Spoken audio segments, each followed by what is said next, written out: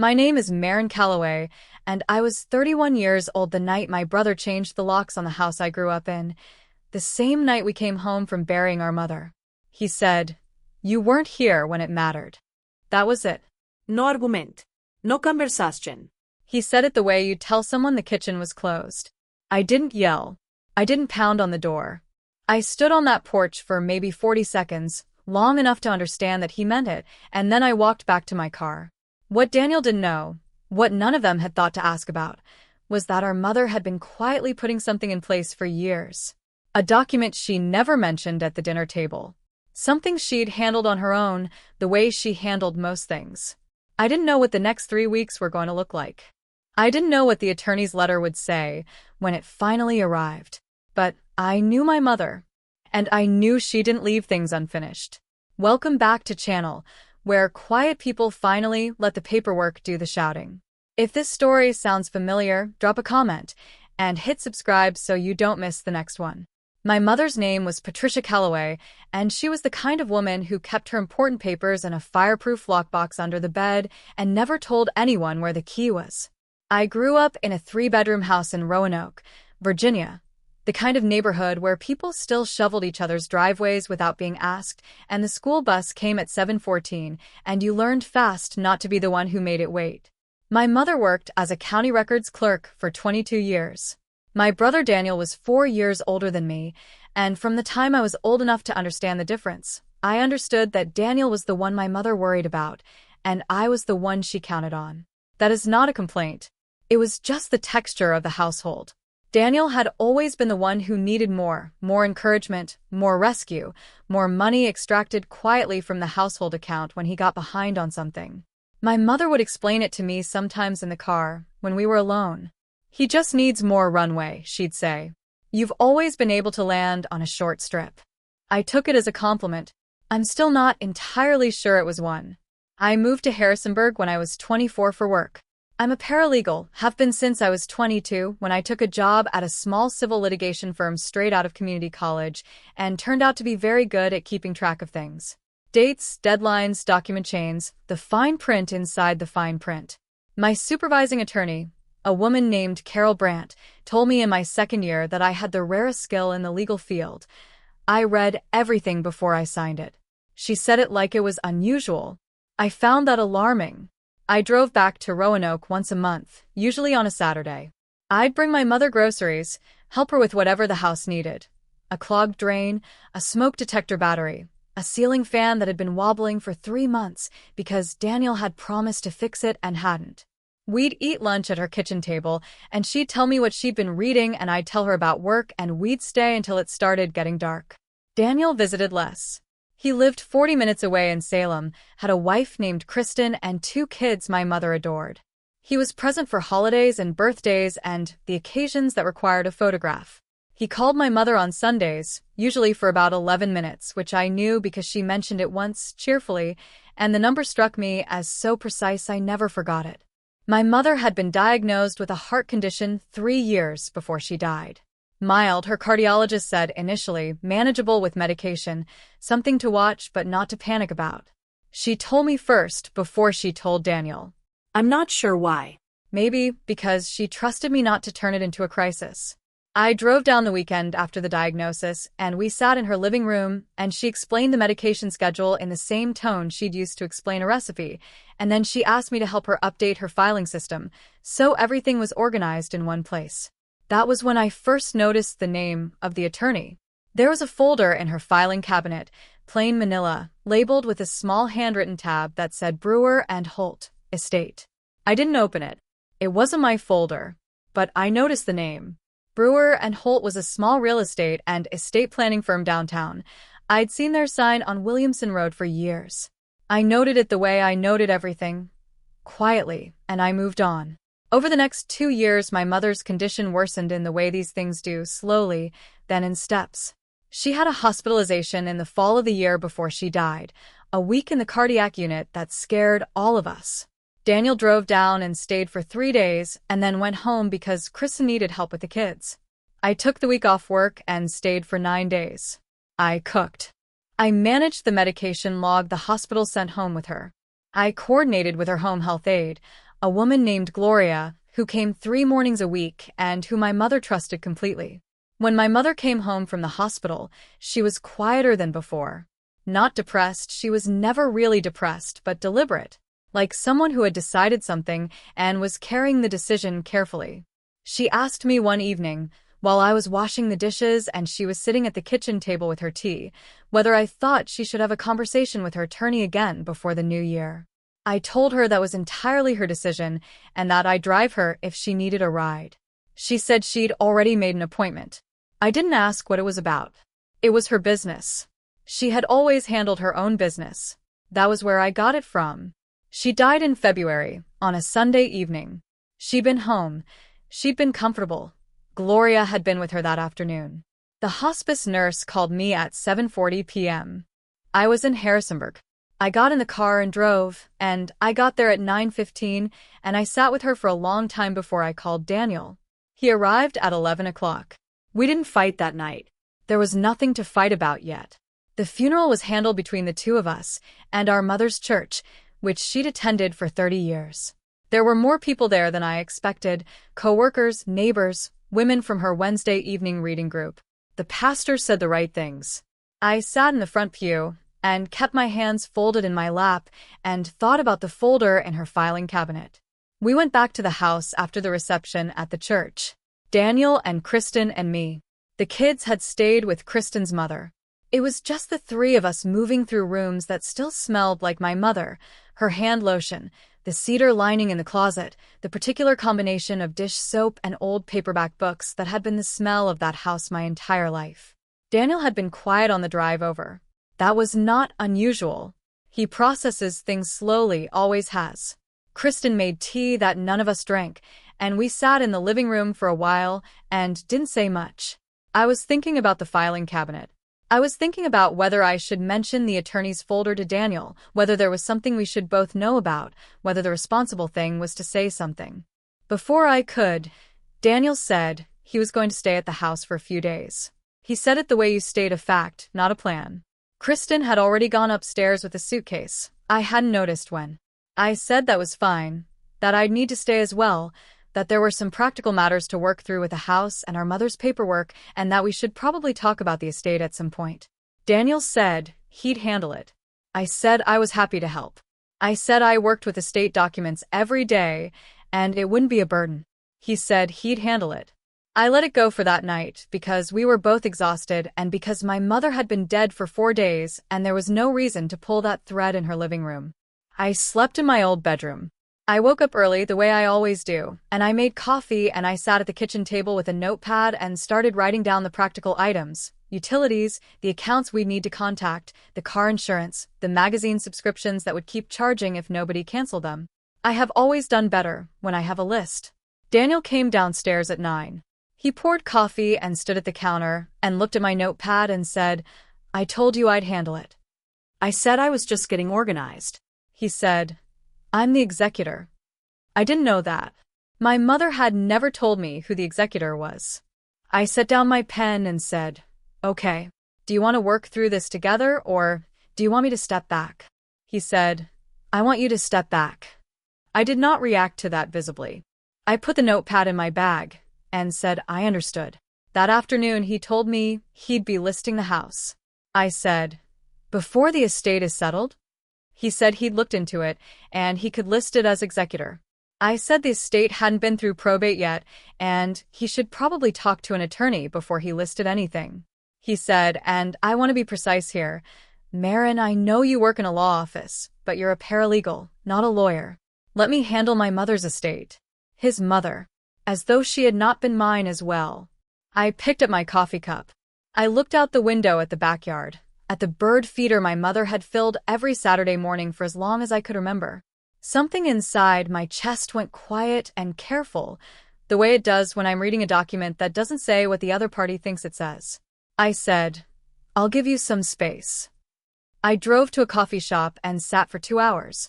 I called Carol Brandt, my supervising attorney, not to ask for advice, just to talk through the situation. She listened. She said, "Remind him probate takes time." I said I would. When I came back to the house that evening, the conversation had narrowed. Kristen was cooking dinner. Daniel said he'd called the real estate agent. I said I wanted to see the will before any decisions were made about the property. He said the will was in the attorney's hands, and it was executor business. I said I was a beneficiary, and I had a right to request a copy once probate opened. He said, "Sure, go ahead and request it." I went to bed. The next morning, the day after that, our second full day back in Roanoke, I woke up to the sound of Kristen on the phone downstairs, and I came down, and Daniel was at the kitchen table with a legal pad and a laptop. I made toast. I asked what the plan was for the day. He said he had some calls to make, and it would be easier if he could have the house to himself. I said I needed to gather some of my personal things from storage in the basement before I drove back to Harrisonburg. He said, "When are you heading back?" I said I wasn't sure yet. I had bereavement leave through the end of the week. He said, "Kristen and I are going to need the space. I'm going to be here for a while going through things." I said I understood. I said I'd try to stay out of the way. He said, "Actually, I think it would be better if you stayed at a hotel." I looked at him. He was looking at his legal pad. I said, "This is our mother's house, Daniel." He said, "Right now I need to focus. I'm doing this for both of us." I thought about pressing it. I thought about the 10 different ways that sentence was legally incomplete. Instead, I went downstairs, got what I needed from the basement, a box of books, a box of photographs, some things my mother had been keeping for me, and I loaded my car. That evening, I drove to Harrisonburg. I did not stay at a hotel. I called my coworker and closest friend, a woman named Dolores Yardley, who'd worked at the firm for 8 years and who had been texting me all week asking if I needed anything. I told her I might need her couch for a little while. She said, "I already made up the guest room." I slept in Dolores's guest room for the next 14 nights. On day 6, I got a text from Daniel. It said, "I changed the security code on the house. Just keeping things secure while I sort through mom's stuff. I'll keep you posted." I read it twice. Something behind my sternum went very still. I did not respond. On day 9, he called. He said the real estate agent had done a walkthrough and the market was strong, and he wanted to move quickly. I said I still hadn't seen the will, and I'd need to see it before any listing agreement was signed. He said he was working with the attorney on timing. I said I'd appreciate a copy as soon as probate opened. He said, "Of course." He didn't call again after that. Dolores watched all of this from a quiet distance and did not say much, which was exactly right. She made dinner most nights. She let me work from her kitchen table during the day. Twice she said simply, "You doing okay?" And I said, "I'm figuring it out." And she nodded and refilled my coffee and went back to what she was doing. She was the first person other than my mother who had ever just let me handle things without needing to supervise the handling. On day 19, a letter arrived at my Harrisonburg address. Return address, Brewer and Holt, Attorneys at Law, Roanoke, Virginia. It was a formal notification requesting my presence at the estate attorney's office on a specific date and time. The letter was addressed to me by name. It noted that the matter pertained to the estate of Patricia Louise Calloway and that my attendance was requested, not optional. My brother received the same letter. I found that out later. I read the letter twice, standing at Dolores's kitchen counter. Then I folded it carefully along its original crease and put it back in the envelope and placed it on top of my laptop bag, so I would not misplace it. "Good news?" Dolores said from the doorway. "I think so," I said. Yeah. "I think it might be." The office of Brewer and Holt was on the second floor of a building on Williamson Road, above an insurance agency. I had driven past the sign 100 times without ever going in. I arrived 12 minutes early and sat in my car for a few minutes looking at the building. I was wearing a dark gray blazer over a plain white shirt, work clothes, the kind I wore to depositions. I had brought a notepad and 2 pens. I had also brought the folder my mother kept labeled Brewer and Holt, Estate, the one I had noticed 3 years ago and never opened. I'd retrieved it from the filing cabinet the last time I was in the house, the day I packed up my car. It felt right to have it with me, even though I didn't know what was in it. The reception area was small, 2 chairs, a low table, a window with afternoon light coming through the blinds in long stripes. A young woman at the front desk checked my name and offered me water. I took it. Daniel arrived 4 minutes after me. He came through the door in a sport coat and a tie, dressed up in a way he almost never was, and he stopped when he saw me sitting there. Something crossed his face that I would not call guilt exactly. More like recalibration. Like he'd been running a set of numbers in his head, and one of them had just changed. I said, "Hey." He said, "Hey." He sat down across from me and didn't look at the folder on my lap. We waited for about 6 minutes, without speaking. The receptionist brought him water too. He didn't drink it. We were shown into a conference room by a woman who introduced herself as the attorney, Margaret Holt. She was in her 60s, unhurried, the kind of person who has been in rooms like this many times and has nothing to prove about it. There were 2 other people in the room, a woman about Margaret's age who introduced herself as a title officer with the county, and a younger man who was Margaret's associate and who sat to her left with a notepad. Daniel and I sat across from them. Margaret said she appreciated us both coming in and that she wanted to proceed in the order Patricia had specified in her estate planning documents. She said she would start with the will, move to the property documents, and then answer any questions at the end. Daniel had a legal pad of his own. He set it on the table and clicked his pen. Margaret opened a folder. Daniel was looking at the folder. I was watching Daniel. Margaret read the will. It was not long. There were specific bequests, items of personal property, the contents of a small investment account, a list of sentimental objects allocated by name. My mother had thought it through carefully. The car went to Daniel.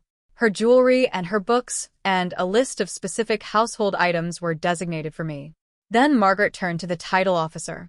The title officer, her name was Renata, opened her own folder. She said she was there in her capacity as a county title officer to certify the recording information on a residential deed. She said the property at our mother's address on Grayson Avenue, Roanoke, Virginia, had been conveyed by Patricia Louise Calloway via a recorded deed dated March 14, 2019. She said the deed named the grantee. She said the grantee was Maren Louise Calloway. She said the deed had been recorded with the county clerk and had been in effect since the date of recording. She said she had the recording certification, the legal description, and the stamped copy from the county if we needed to review them. She laid the documents on the table. Daniel's pen was still in his hand. He was looking at the papers. His face had gone the color of old chalk, not white, not gray, something between them. The muscle in his jaw had gone rigid. He was very still in the way that people are still when they are trying to catch up to something and cannot. He said, "Can I?" and stopped. He said, "Can I see that?" Renata slid the stamped deed across the table. He read it. He set it down. He picked it up and read it again. Margaret waited. He looked at me. I looked back at him. I did not say anything. I didn't have to say anything. My mother had been saying it since 2019, patiently, in ink and notarized signatures and county recording stamps, waiting for this exact room. Margaret Holt gave us both a moment. She had clearly done this before. She folded her hands on the table and looked at neither of us directly and let the room settle. Renata, the title officer, organized her copies into a neat stack. She was professional and thorough and entirely unbothered by the silence, which was the right response. Daniel said, "When did she?" He stopped. He started again. "When did she do this?" Margaret said that the deed had been executed and recorded on March 14, 2019. She said my mother had come involuntarily, that all required signatures had been obtained, and that the deed had been recorded with the county clerk's office within the same week. Daniel said, "She never said anything to me." Margaret said that her client had chosen not to disclose the conveyance during her lifetime, and that was within her rights. I thought about what my mother had said in the car all those years ago. "You've always been able to land on a short strip." I thought about 2019, what was happening in 2019. Daniel had come to my mother that spring asking for help with a second mortgage he'd gotten behind on.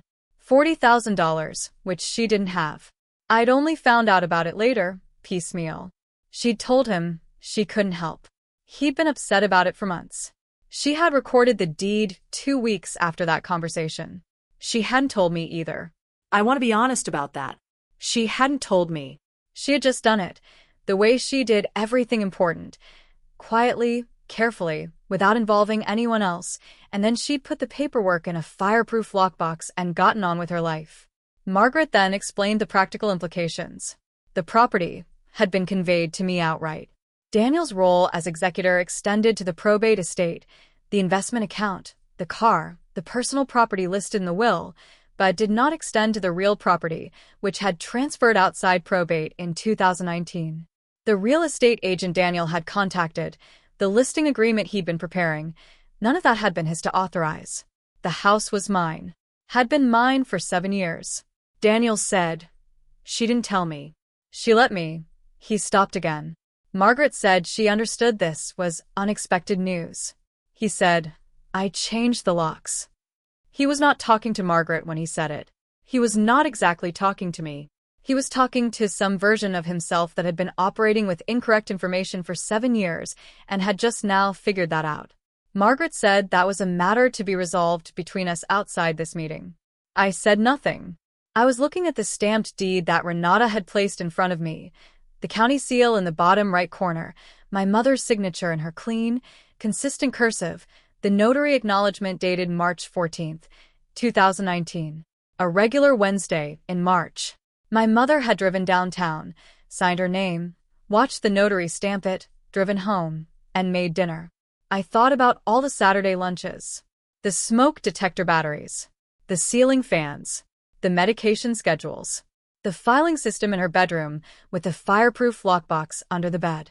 My throat tightened in a way I hadn't let it tighten since the hospice nurse had called in February. I swallowed it down. This was not the place. Margaret walked through the remaining estate items methodically. The investment account balance, just under $60,000, was to be split evenly between Daniel and me per the will. The car was Daniel's.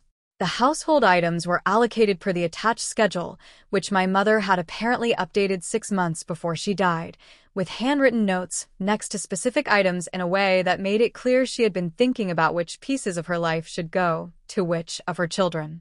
She'd left me her kitchen table, the one where we'd eaten every Saturday for 7 years. When Margaret finished, she asked if we had questions. Daniel had several. They were not what I expected. They were not angry questions or legal challenge questions. They were logistical questions. What happened to the items already in the house? What were the next steps? What did he need to do about the real estate agent conversation?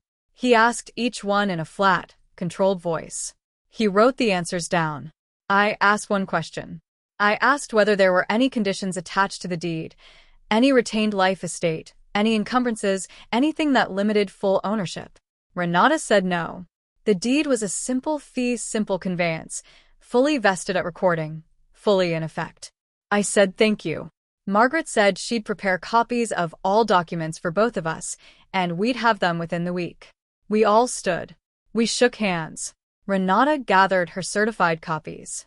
The associate collected his notepad. Daniel and I walked out of the conference room and down the short hallway to the reception area. We walked down the stairs to the street.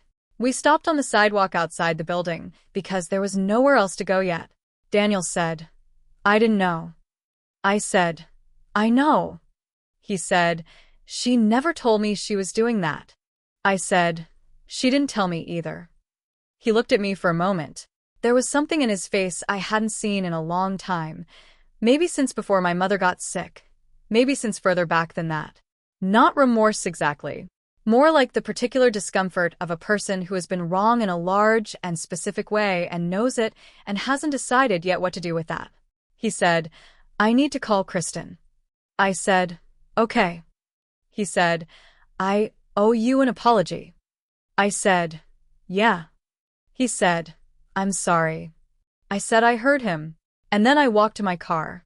I drove directly to Dolores's apartment because I had her house key, and I wasn't ready to be alone yet. She was home. She took one look at my face when I came through the door and said, "Sit down, I'll make something," and she did, and we sat at her kitchen table, and I told her what had happened from start to finish while she ate a bowl of soup, and I didn't eat anything. When I finished, she said, "Your mom planned that for 7 years."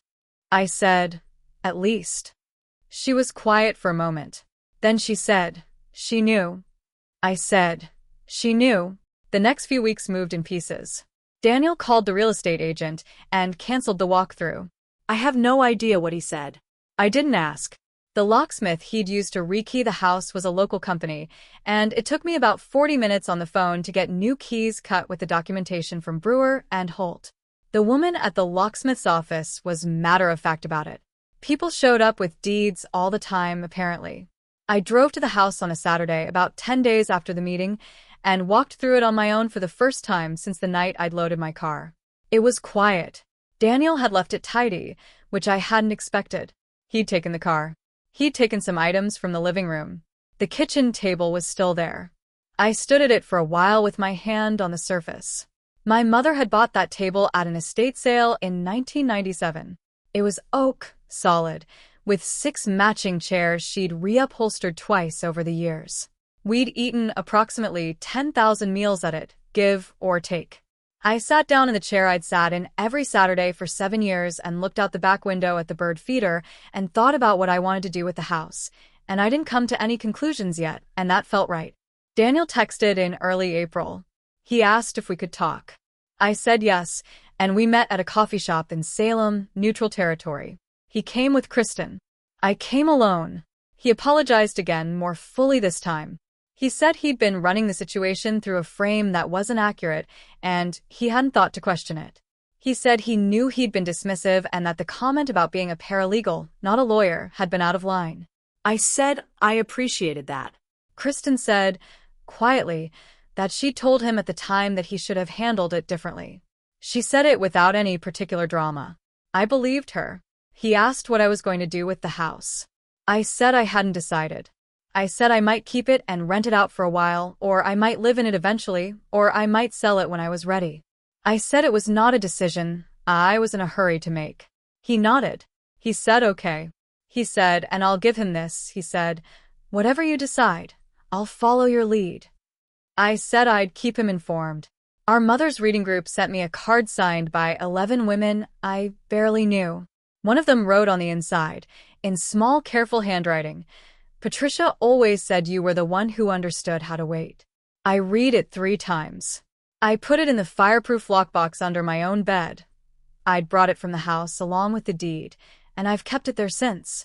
I got a phone call in May from Daniel's wife. Not Daniel, Kristen. She called to say that their second mortgage was in trouble again, and she wanted to know if I'd be willing to talk about options. She said she wasn't calling to ask for anything specific. She said she just thought I should know. I thanked her for telling me. I said I'd think about it. I haven't decided yet. My mother was a county records clerk for 22 years. She spent her career keeping track of documents, recording them, filing them, making sure they said exactly what they were supposed to say and could be found when they needed to be found. She knew better than most people that a piece of paper, correctly executed and properly recorded, outlasts everything. Outlasts the argument. Outlasts the bad year. Outlasts the person who signed it. She was right about that. Here's what I've come to believe. The people who love you quietly are doing something, even when it doesn't look like anything. Even when you can't see the work. Even when they're just driving downtown on a Wednesday in March, signing their name in an office on Williamson Road, and then going home and making dinner. That's my story. A fireproof lockbox, a kitchen table, and a deed recorded in 2019. If you were sitting across from a title officer who is about to read something that changed everything, would you want to know in advance, or would you rather find out in the room? Drop your answer in the comments. Drop a comment, hit subscribe, and I'll see you in the next one.